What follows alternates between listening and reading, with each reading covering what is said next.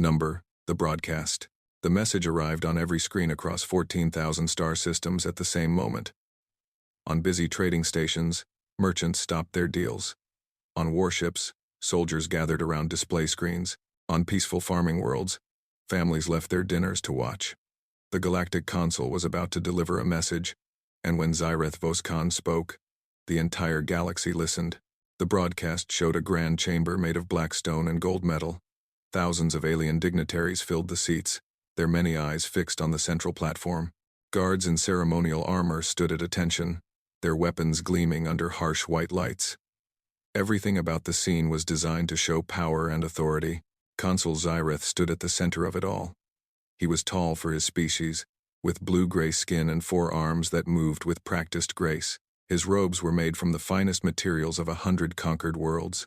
Golden chains hung from his neck, each one representing a species that had submitted to his rule. He had led the hegemony of aligned worlds for 300 years, and in that time, he had never known defeat. Today, he would teach the galaxy another lesson about the price of defiance. 2 guards dragged a human woman onto the platform. Her military uniform was torn and dirty. Her dark hair fell across her face in tangled strands. But even in chains, she held her head high. Even bleeding from a cut above her eye, she refused to look down. General Elena Vasquez. The humans called her the Iron Widow. She had earned that name 20 years ago when her husband died in the First Contact War, and she had turned her grief into fury. She had built Earth's defense systems. She had trained their soldiers. She had become the symbol of human resistance, and now she was a prisoner. Citizens of the hegemony, Zyreth began, his voice smooth and confident. For 30 years, we have shown patience to the humans of Earth. We offered them membership in our great civilization. We offered them protection, trade, and advancement. We asked only for the same tribute that all member species provide. He walked slowly around the kneeling general. They refused. Again and again, they refused. They called it independence. They called it freedom. He laughed, and the crowd laughed with him. They called it pride. He stopped in front of Elena and looked down at her with cold amusement. This woman is their greatest warrior, their finest military mind. She designed the weapons they use against us. She trained the soldiers who have killed our people. He leaned closer. Tell me, General, where are your weapons now? Where are your soldiers? Elena said nothing. She simply stared back at him with eyes full of quiet hatred. Zyreth's expression darkened. He had expected fear. He had expected begging. This silent defiance angered him more than any insult could. You will learn respect, he said. He struck her across the face with his upper right hand. The sound echoed through the chamber. Elena's head snapped to the side, but she made no sound. When she turned back, blood was running from her lip. She smiled. Zyreth hit her again. And again. Each blow was harder than the last. The crowd watched in silence now, uncomfortable with the raw violence before them. This was supposed to be a political display, a careful demonstration of power, but the consul had lost control. He was no longer teaching a lesson. He was trying to break something that refused to break. Elena fell to her knees after the 7th blow. Her face was swollen and bloody. One eye had closed from the damage, but still, she did not cry out. Still, she did not beg. She looked directly into the camera, and through that camera, into the eyes of every human watching. And then she spoke. Worth it, she whispered. Zyreth grabbed her hair and pulled her head back. What did you say? I said it was worth it. Her voice was weak but clear. Every moment of defiance, every year of resistance. Worth it. Because we never knelt. The consul threw her to the ground. He straightened his robes and turned to face the camera, composing himself with obvious effort. Let this be a lesson to all who watch. The hegemony's patience has ended. Humanity will submit, or humanity will be erased. There will be no negotiation. There will be no mercy, only obedience or extinction. He gestured to his guards. Take her away. Her public execution will be in 3 days. The broadcast ended. On Earth, in the deep bunker beneath the Pacific Ocean, Admiral James Chen stood motionless before a wall of screens. Around him, the command center had gone silent. Officers sat frozen at their stations. Some were crying, some were shaking with rage, some simply stared at nothing, unable to process what they had witnessed. Chen was 63 years old. He had fought in 3 wars. He had lost friends, family, and parts of himself that he would never get back. He thought he understood the cost of conflict. He was wrong. This was different. This was not a battle lost or a territory taken. This was something far worse. The consul had not just beaten their general. He had tried to break their spirit. He had tried to show the galaxy that humans were weak, that they could be humiliated and destroyed. Chen turned slowly to face his officers. His voice was calm when he spoke, but there was something new in it. Something cold and hard, and absolutely certain. Contact every human vessel in the solar system, every colony, every station, every civilian ship with a working communications system. He paused. I want them all to hear this. His communications officer worked quickly. Within minutes, the channel was open. Millions of humans were listening. This is Admiral James Chen, Supreme Commander of Earth Defense Forces. He took a breath. By now, you have all seen the broadcast. You have seen what they did to General Vasquez. You have heard the consul's words. He let the silence stretch for a moment. The hegemony believes they have shown us our future. They believe we will surrender. They believe we will kneel. His voice hardened. They are wrong. Effective immediately, I am authorizing Operation Black Sunday. All military personnel, report to your emergency stations. All civilian vessels, begin immediate evacuation to designated safe zones. All planetary defense systems, go to full alert. He looked at the screen showing Earth, blue and green and beautiful, floating in the darkness of space. They wanted to break us. They wanted to teach the galaxy that humans can be beaten into submission. He shook his head.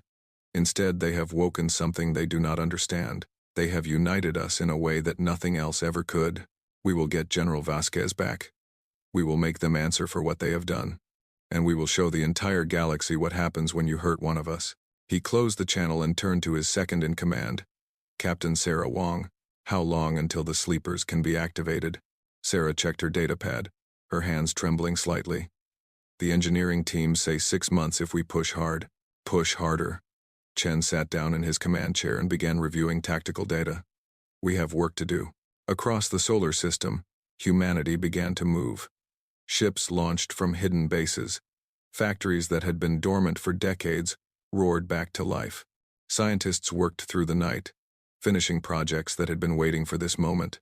And in every home, every ship, every station, humans watched the recording of General Vasquez being beaten. They watched her smile through the blood. They watched her say, "Worth it." And in their hearts, a fire began to burn. The consul wanted to teach them a lesson about power. They were about to teach him one about revenge. The silence. 6 months passed, and the galaxy began to forget about humanity. Consul Zyrith sat in his throne room and smiled at the reports crossing his desk. Human trade ships had vanished from the space lanes. Human colonies had gone dark. Even the constant chatter of human communications had faded to nothing. The bold species that had defied him for 30 years was retreating, pulling back to their little blue planet like wounded animals hiding in a cave. His advisors called it a victory, the greatest conquest in hegemony history, achieved without firing a single shot. The humans had seen the broadcast, understood the message, and accepted their fate. Soon, they would send diplomats to negotiate surrender. Soon, they would kneel. Zyrith believed every word of it. He should have known better.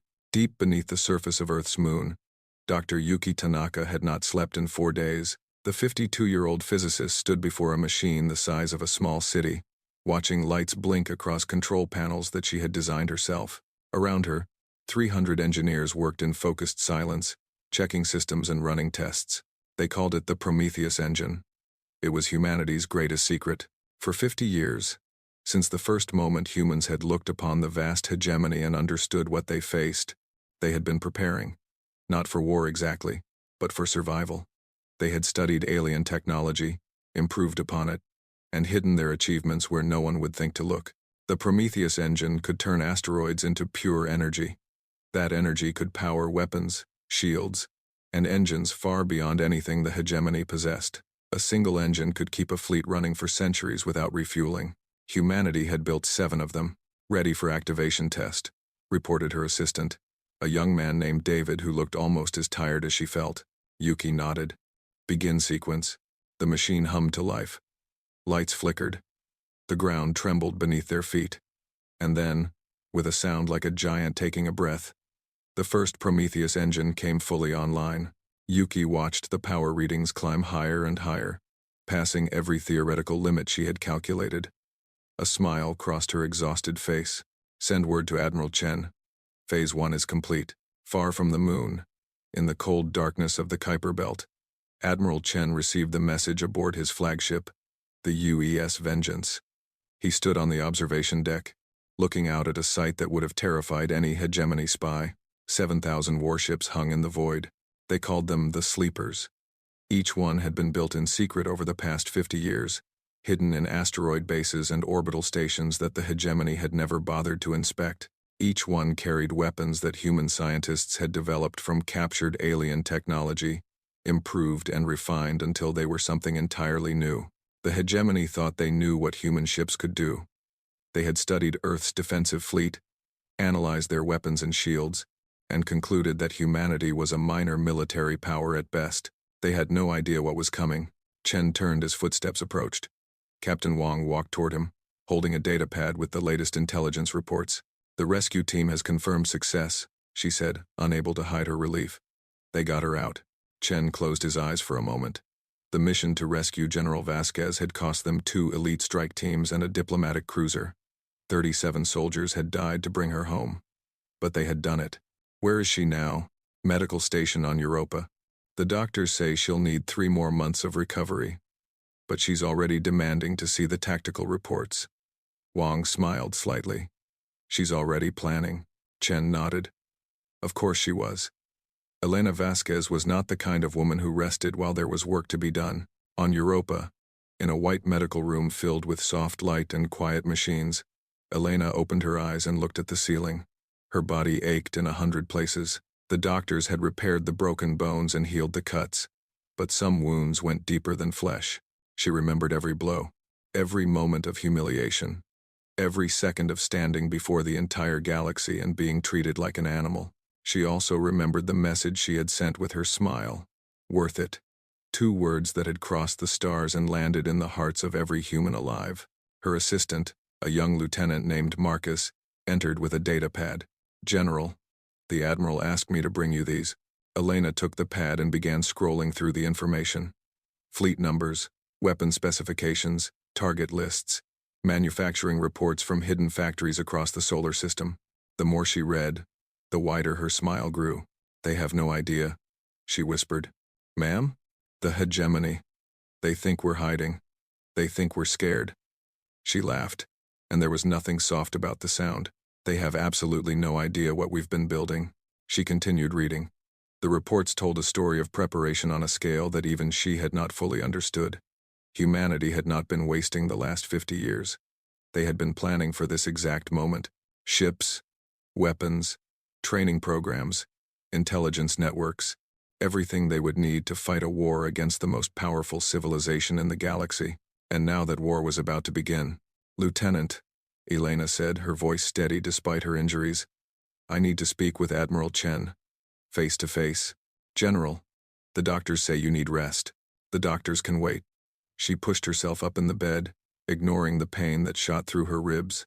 The consul gave us 3 days before my execution. We used that time to get me out. Now we have a different kind of work to do. 2 weeks later, Elena stood on the bridge of the Vengeance, looking out at the assembled fleet. She wore a fresh uniform, though her face still carried the marks of her beating. She had refused reconstruction surgery for the scars. She wanted to remember. She wanted the galaxy to remember. Admiral Chen stood beside her, waiting. 7,000 ships, Elena said quietly, plus the planetary defense fleet, plus the weapons we've been hiding, plus the Prometheus engines. She turned to Chen. Is it enough? Against the hegemony's full military? Chen shook his head. No, not even close. They have 10 times our numbers. Then how do we win? Chen smiled, and there was something cold and patient in his expression. We don't fight their full military. Not yet. He pointed to a star chart showing hegemony space. Their empire is vast, but it's also fragile. They've spent 10,000 years conquering other species, turning them into servants and slaves. Those species hate them. They're just too afraid to fight back. So we show them it's possible to fight back. Exactly. Chen began highlighting targets on the map. We hit them fast, we hit them hard, and we disappear before they can respond. Every victory will encourage others to resist. Every defeat will weaken their grip on the galaxy. Elena studied the map. Shipyards, supply depots, communication hubs, military bases, a web of targets that would take years to destroy. But they had years. They had patience. And they had something the hegemony had never faced before. They had rage. When do we begin? She asked. Chen checked the time display. In 6 hours, the last of our ships will complete their system checks. After that, we jump to our first targets. Elena nodded slowly. She thought about the broadcast, about Xyrith's confident smile, about his promise to make humanity kneel or burn. He thought beating me would break us, she said. He thought showing my blood to the galaxy would prove we were weak. He was wrong. Yes, he was. Elena turned to face the fleet. 7,000 ships, crewed by millions of humans who had all seen the same broadcast, who had all felt the same anger, who had all made the same silent promise. Never again. Let's show him just how wrong he was. Number the storm. The first attack came without warning. Commander Thexal was enjoying a quiet evening shift at Outpost 77, a supply station orbiting a gas giant near the edge of hegemony space. Nothing ever happened at Outpost 77. Ships came and went. Supplies were loaded and unloaded, and the days passed in peaceful routine. Then the sky exploded. One moment, his sensors showed empty space. The next, 43 human warships appeared directly in front of the station. They had dropped out of faster-than-light travel in perfect formation, so close together that their shields were almost touching. The hegemony's best pilots could not have matched that precision. Their scientists had calculated that such synchronized emergence was mathematically impossible. The energy requirements alone should have torn the ships apart. Commander Thexal had exactly 4 seconds to realize how wrong those scientists had been. The human ships opened fire, not with the primitive weapons the hegemony expected, but with something new, something terrible. Blue-white beams of concentrated energy that cut through shields like they were not even there. Missiles that moved faster than any tracking system could follow. Weapons that the hegemony had never seen and could not understand. Outpost 77 ceased to exist in less than a minute. The same scene played out across 73 locations that night. Shipyards vanished. Supply depots burned. Communication hubs went silent. In a single coordinated strike, humanity destroyed more hegemony military infrastructure than had been lost in the previous 1,000 years. And then they vanished, slipping back into faster-than-light travel before reinforcement fleets could respond. Consul Xyrith received the reports in his throne room and felt something he had not experienced in 300 years. Fear. How is this possible? He demanded, throwing a datapad across the room. Our intelligence said they had barely 200 ships. Where did they get this fleet? How did they develop these weapons? His military advisors had no answers. They stood in uncomfortable silence, afraid to speak and afraid to remain quiet. Find them, Xyrith ordered. Mobilize the Grand Fleet. Every ship, every soldier, every weapon we have. I want those humans found and destroyed. The Grand Fleet. 10,000 warships, the largest armada in galactic history. It had not been fully assembled in over 2,000 years. The last time it flew, it had crushed a rebellion that spanned 300 star systems. Against such a force, the human fleet was nothing. A wave against a mountain. A spark against an ocean. That was what Xyrith told himself as he watched the fleet gather. He was wrong. Admiral Chen had expected the Grand Fleet. In fact, he had counted on it. They're doing exactly what we predicted, he told his command staff aboard the Vengeance, gathering every ship in one place, moving slowly, covering lots of space, trying to find us, which means their core systems are less defended, General Vasquez added. She had recovered enough to return to active duty, though she still walked with a slight limp. We keep hitting their supply lines, and they'll have to split their forces, or they'll catch us. Captain Wong pointed to the tactical display. They have better sensors, better tracking systems, and more ships than we can count. Eventually, they're going to find us. Yes, Chen agreed. They are. He let the silence stretch for a moment. We need them to find us. But we need to choose where and when. The Battle of Nexus Prime happened 3 weeks later. Nexus Prime was a crossroads system, a place where 7 major trade routes met.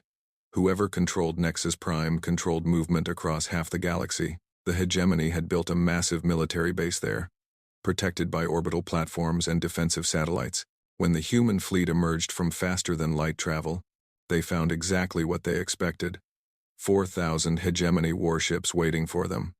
The Grand Fleet had split up to cover more territory, but even a fraction of its strength was overwhelming. The humans were outnumbered 4-1. Admiral Chen opened a communication channel. He broadcast on every frequency, making sure every ship in the system could hear him, making sure the message would be recorded and spread across the galaxy. Consul Zyrith, I know you're watching this. I want you to understand something. On the hegemony flagship, the alien commander listened with confusion. Was this human offering to surrender? You beat a bound woman and called yourself strong, Chen continued. You struck someone who could not fight back and called it victory. Today, we show you what humans do to bullies. The battle began. For the first hour, the hegemony commanders thought they were winning. Their ships outnumbered the humans. Their formations were perfect. Their weapons fired in coordinated waves that should have overwhelmed any defense.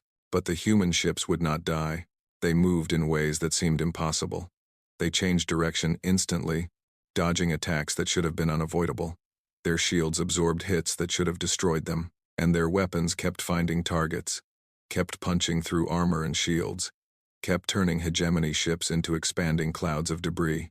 By the third hour, the hegemony had lost 1,000 ships. The humans had lost 200. By the sixth hour, the numbers were 3,000 to 400. The hegemony commander sent desperate messages for reinforcement, but the other parts of the Grand Fleet were days away, chasing shadows in empty systems. There would be no help coming. In the ninth hour, the hegemony broke. It started with one ship, a cruiser whose captain had seen enough death. He ordered a retreat, jumping to faster-than-light travel without permission. Then another ship followed, then a dozen, then hundreds. Within minutes, the mighty armada had become a fleeing mob. Admiral Chen watched them go. He did not order pursuit. He did not need to. Track them, he said quietly. They'll run straight back to the consul. They'll lead us right to him. The news of Nexus Prime spread faster than light itself. On 1,000 worlds, beings of 100 species watched the recordings and felt something new in their hearts. The hegemony could be beaten. On Varathi Prime, where the four-armed workers had been slaves for 8,000 years, whispers began in the mining tunnels. On the trading stations of the merchant clans, captains began refusing to carry hegemony supplies.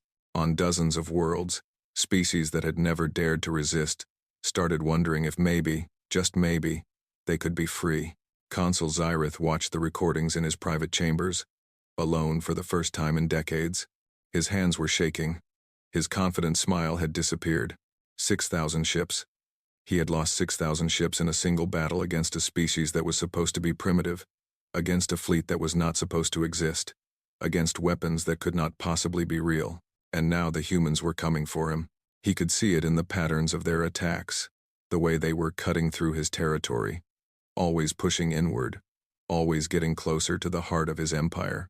They were not just fighting a war, they were hunting him. In his throne room, surrounded by guards and advisors and all the power of the hegemony, Consul Zyrith began to understand a terrible truth. He had not taught humanity a lesson about power. Humanity was teaching him. Number the hunt. The galaxy was burning, and Consul Zyrith could do nothing to stop it. Every day brought new reports of disaster. A supply convoy destroyed near the outer rim, a military academy reduced to rubble in the core systems, a communications network gone silent along the eastern frontier. The humans were everywhere and nowhere, striking without warning and vanishing before retaliation could arrive. But the humans were no longer fighting alone.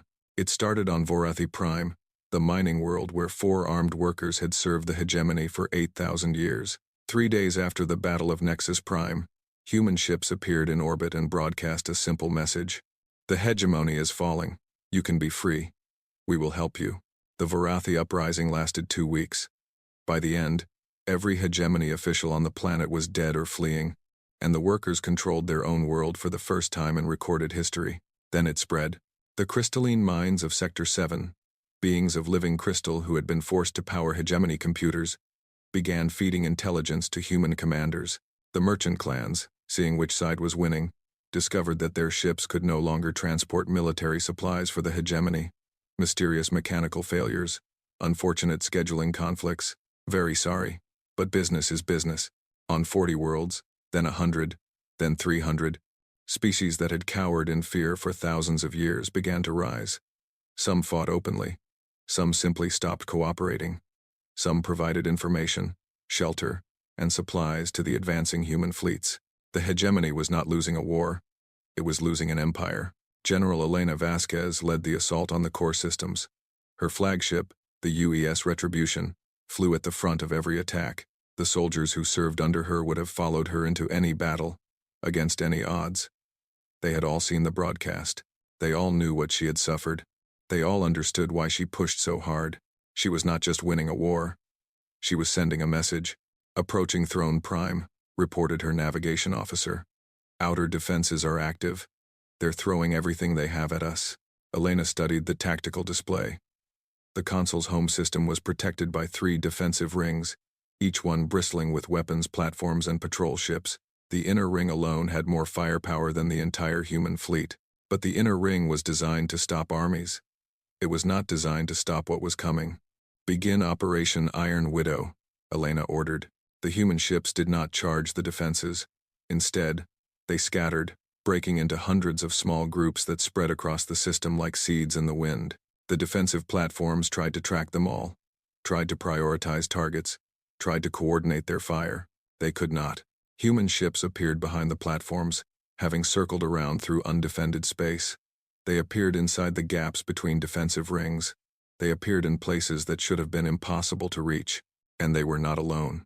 Vorathi warships, captured from the hegemony, and now crewed by freed slaves, emerged from faster-than-light travel on the system's far side. Merchant vessels carrying boarding parties dropped out of hiding near the orbital stations. Ships from a dozen species that had joined the rebellion arrived from every direction. The consul's last defense shattered like glass. Elena led the final assault on the throne palace itself.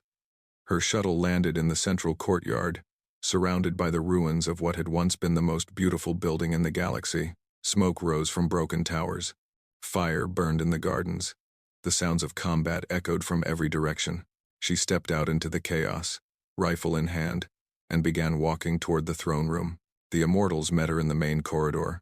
The consul's personal guard were legendary throughout the galaxy, genetically engineered for combat, trained from birth to kill, equipped with the finest weapons and armor that money could buy. Each one was worth 100 ordinary soldiers. A squad of immortals could conquer a small planet. 50 of them stood between Elena and her target. She did not slow down. The first immortal lunged at her with blinding speed. She shot him in the knee, then the throat, then stepped over his falling body without breaking stride. 2 more came from the sides. She ducked under one attack, redirected the other into the wall, and kept walking.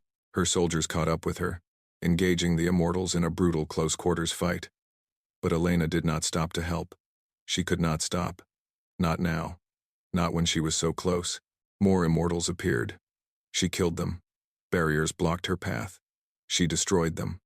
Guards tried to flank her, ambush her, overwhelm her with numbers. Nothing worked. Nothing slowed her down. The broadcast had shown her being beaten, helpless and bloody on her knees. Now the same networks carried a different image. A human woman walking through the heart of enemy power, unstoppable and unafraid. A message to every being watching. We do not break. We do not kneel. We do not forget. She reached the throne room doors. Massive slabs of metal and stone, designed to withstand any attack. She placed a charge on the lock and stepped back. The explosion echoed through the palace. Elena walked through the smoke and found Consul Zyrith waiting for her. He was not sitting on his throne. He was standing in front of it, as if he had been pacing, as if he had been unable to sit still. His robes were disheveled. His golden chains were missing. His 4 hands trembled at his sides. He looked old. "You cannot kill me," he said, his voice cracking. "I am the consul. I have ruled this galaxy for 300 years. You cannot simply, I'm not going to kill you." Zyrith stopped. Whatever he had expected, it was not that. "Then what do you want?" He tried to regain his composure, straightening his robes. "Negotiation? Peace terms? I can be reasonable. The hegemony can be generous to those who, I want you to kneel. Silence. The word hung in the air between them. I watched you beat me. Elena continued, her voice calm and steady. I watched you smile while you did it. I watched you tell the galaxy that humanity would kneel or burn. She stepped closer. So now I am giving you a choice. The same choice you gave us. Xyrith's eyes darted around the room, looking for escape, looking for help, looking for anything. But his guards were gone. His power was gone. His empire was crumbling around him. He had nothing left but his pride. I will never kneel to a human, he whispered. Elena raised her rifle. For a long moment, she held it pointed at his chest. Her finger rested on the trigger. Every instinct in her body screamed at her to fire, to end this, to take her revenge and finish what he had started. But she thought about the broadcast, about what he had wanted to prove, about what it would mean if she simply killed him here. She lowered the weapon. Guards, she called. Human soldiers entered the throne room, followed by cameras that would carry this moment across the galaxy. Consul Xyrith Voskan, you are under arrest for crimes against sentient beings. Elena smiled, and it was the same smile she had worn on that first broadcast, bloody and defiant. You will stand trial. You will answer for what you have done, and the galaxy will decide your fate. She turned to her soldiers. Get him out of my sight. As they dragged him away, Xyrith finally understood what he had done when he beat that bound woman in front of the galaxy. He had not shown human weakness. He had shown human strength, and now he would pay the price. Number the new order. The trial of Consul Xyrith lasted 18 months. Representatives from 300 species came to testify. Victims of the hegemony's 10,000-year reign finally had a chance to speak, to share their stories, to point at the being who had ordered so much suffering and say, him. He did this to us. The Vorathi spoke of generations born into slavery, never knowing freedom. The crystalline minds described being used as living batteries, their consciousness trapped in machines. Merchants told of unfair treaties and stolen wealth. Soldiers confessed to atrocities they had been forced to commit. Scholars revealed histories that had been hidden and lies that had been taught as truth. Day after day, the evidence mounted. Crime after crime was documented. World after world testified. And through it all, Consul Xyrith sat in his chair and watched his empire die. He had expected execution. He had prepared himself for death, had rehearsed final words that would echo through history. A great ruler brought low by treacherous enemies, a martyr for the hegemony cause. The verdict gave him something much worse. Guilty on 1,847 counts of crimes against sentient beings, announced the head judge, a neutral being from a species that had never been part of the hegemony. The sentence is as follows. Xyrith straightened in his seat, ready to face his end with dignity. The condemned will spend the remainder of his natural lifespan in service to those he has wronged.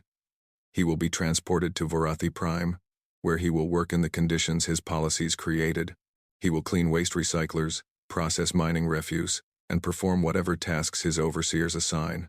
The former consul's face went pale. That is impossible. I am the leader of. You are nothing. The judge interrupted. You are a criminal who has been judged by the laws you claim to uphold, and you will serve your sentence in full. Guards led him away. The being who had ruled 14,000 star systems would spend his remaining centuries scrubbing toilets on a mining world. The galaxy watched, and the galaxy understood. Revenge would have been killing him. Justice was making him live with what he had done. 3 months after the verdict, the Galactic Commonwealth was founded. Representatives from 800 species gathered in a great hall on Earth. Humans had offered their homeworld as neutral ground, a place where the wounds of the past could begin to heal. Former slaves stood next to former masters. Ancient enemies sat at the same tables. Species that had never trusted each other now worked together to build something new. General Elena Vasquez stood at the podium, looking out at the largest gathering of intelligent beings in galactic history. The scars on her face had faded, but she still carried them with pride. They were part of her story now, part of their story. The hegemony ruled through fear, she began, her voice carrying to every corner of the hall. They believed that strength meant cruelty, that power meant domination, that the only way to lead was to break those who followed. She paused, letting her words settle. They were wrong. Humanity could have followed their example. After what they did to me, after what they tried to do to our world, We could have become conquerors ourselves. We had the weapons. We had the ships. We had the fury. She shook her head slowly. We chose differently. Today, we are not founding a human empire. We are not replacing one master with another. We are building something that has never existed before. A true commonwealth of equals. A galaxy where strength is used to protect, not oppress. Where power serves justice, not greed. She looked at the human delegation, at Admiral Chen, who had led the war, at the soldiers who had fought and died for this moment. We did not fight to rule you. We fought because someone had to stand up. Someone had to show the galaxy that cruelty does not have to win, that bullies can be beaten, that the strong can choose to be kind. The charter was signed that day, not a treaty between winners and losers, but a promise between equals. Every species would have a voice, every world would have protection, every being would have rights that no government could take away. Humanity did not ask for special treatment. They did not demand payment for their sacrifice. They simply took their seat among the other species and began the long work of building a better galaxy. Years passed. The Commonwealth grew.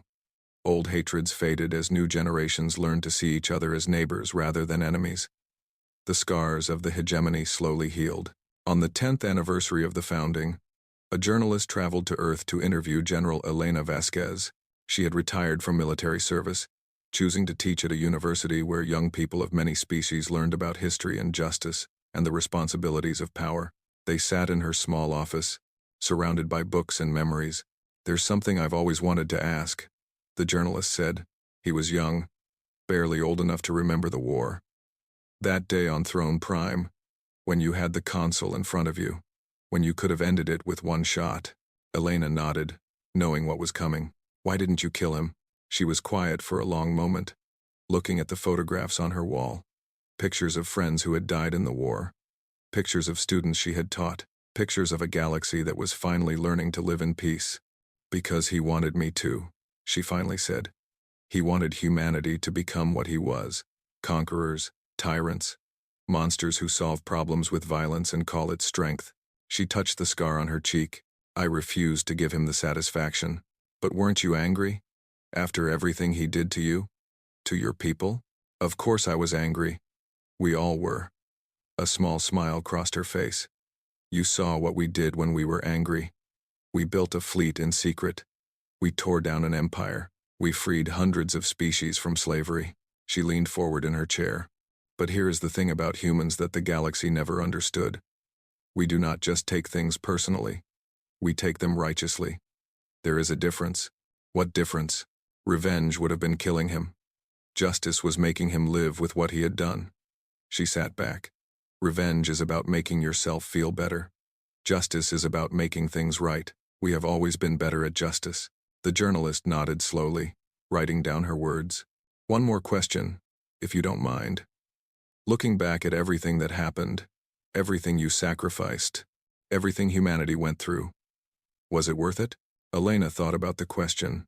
She thought about the friends she had lost, the years she had spent fighting, the pain she still carried in her body and her heart. Then she thought about the Commonwealth, about 800 species living in peace, about children growing up free, about a galaxy that had finally learned that cruelty was not strength. "Yes," she said simply. "It was worth it." She stood and walked to the window, looking out at the stars. "They tried to break us by hurting one person. Instead, they united us. They tried to show we were weak, and we proved we were strong. They tried to make us cruel, and we chose to be kind." She turned back to the journalist with a smile. "That's the thing about humans. You can beat us. You can hurt us. You can knock us down until we can barely stand." Her eyes sparkled with pride. "But you cannot make us kneel. Not to tyrants, not to bullies, not to anyone who thinks cruelty is the answer. And that is why, in the end, we always win." Outside the window, the sun was setting over Earth. Across the galaxy, beings of every species were going about their lives in peace. The hegemony was a memory. The Commonwealth was growing, and humanity had proven something that would be remembered forever. They had shown the universe what happens when you hurt one of them. They take it personally, and they make it right.